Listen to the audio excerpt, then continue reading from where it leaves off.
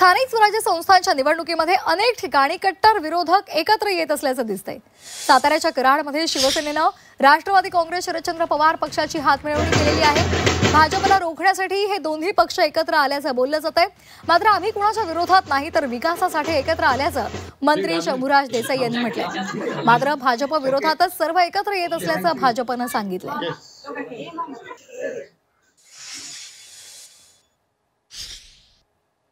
मदत का घ्यावी लागेल? नाही नाही, असं काय नाही ना, विरोधाचा विषयच येत नाही। शेवटी कराड शहराचा विकास करत असताना आम्ही सगळ्या जणांनी, मी काय मागाशी म्हटलं, कराड शहराचा विकास डोळ्यासमोर ठेवून आम्ही हा निर्णय घेतलेला आहे। त्यामुळं असा निर्णय घेताना सर्व ज्यांना वाटतंय कराड शहराचा विकास व्हावा आणि कोण विकास करू शकतं या मुद्द्यावरती आम्ही सगळे एकत्र आलेलो आहोत। त्यामुळं असं कोण विरोधक आणि कोण परका असं काय कोणी मानायचं कारण नाही।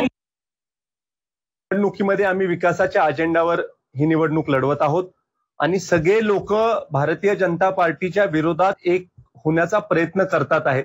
म्हणजेच खऱ्या अर्थानं आमच्या चांगल्या केलेल्या कामाला दुजोरा मिळतोय किंवा आम्ही भक्कम झालोय, याला हा दुजोरा आहे। खरं तर पक्षांनी आपापल्या चिन्हावर निवडणुका लढल्या पाहिजेत, पण इथं मात्र आघाडीच्या माध्यमातून निवडणुकीला सामोरे जायचा प्रयत्न चाललेला आहे। आम्ही मात्र ठामपणे कमळ या चिन्हावर निवडणुकीला सामोरे जातोय।